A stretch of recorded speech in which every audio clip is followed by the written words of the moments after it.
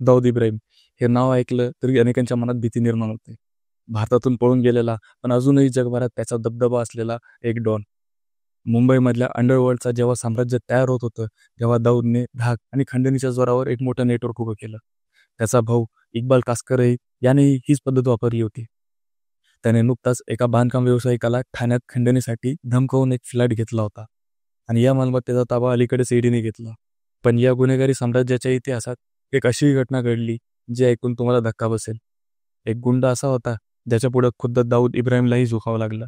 नमस्कार, मी अभिषेक मोरे आणि तुम्ही बघत आहात अंडरवर्ल्ड डॉन दाऊद इब्राहिमच्या काळ्या आयुष्यातील एक भारी किस्सा. फजल उर रहमान उर्फ फजलू. फजलूचा जन्म बिहारच्या दरभंगा जिल्ह्यात झाला.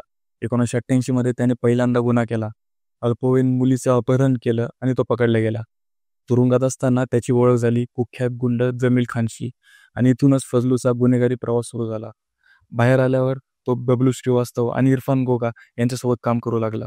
1995 मध्ये दुबईहून इरफान गोगाला फजलूने कॉल केला. मी दाऊदचा मेहुणा हमीद अंतुलेला खंडणीसाठी फोन करतोय, तूही कर, असं त्याने सांगितलं. त्यानंतर फजलूने हमीदला 50 लाखाची खंडणी मागितली. घाबरलेल्या हमीदने थेट दाऊदशी संपर्क साधला. दाऊदने अनीस इब्राहिमला फजलूला समज द्यायला सांगितलं, पण फजलूने थेट अनीसलाच झापलं. तू माझा बॉस नाहीये, माझा बॉस इरफान गोगा आहे, त्याच्यासोबत बोल. या अपमानामुळे संतापलेल्या दाऊदने स्वतःचे 50 लाख रुपये हमीदला पाठवले आणि दाऊदच्या टोळीने पहिल्यांदा एखाद्याला खंडणी दिली. हा अपमान दाऊद विसरू शकला नाही. काही महिन्यातच त्याने इरफान गोगाची हत्या करून आणली. क्रूरपणे 50 गोळ्या त्याच्यावर झाडण्यात आल्या होत्या. यानंतर घाबरलेल्या फजलूने दुबई गाठली. 1998 मध्ये उद्योगपती गौतम अदानी आणि शांतीलाल पटेल यांचे अपहरण करण्यात फजलूचा हात होता. त्यांना अहमदाबादच्या कर्णावत क्लब जवळून बंदुकीच्या धाकाने पळून नेण्यात आलं होतं. अपहरणकर्त्यांनी तब्बल 15 कोटी रुपयाची खंडणी मागितली होती. हा गुन्हाही मोठ्या प्रमाणात गाजला होता. तेव्हाचा काळ होता जेव्हा दाऊद आणि छोटा राजन यांच्यात प्रचंड मोठं गँग वॉर चालू होतं. छोटा राजनवर थायलंडमध्ये हल्ला झाला होता. शरद शेट्टीची दुबईत हत्या झाली होती. या सर्व घटनांमुळे दुबई पोलिसांनी टोळीयुद्ध रोखण्यासाठी मोठ्या प्रमाणात कारवाई सुरू केली. फजलूने दुबई देखील सोडली आणि तो थायलंड आणि नंतर नेपाळमध्ये आला.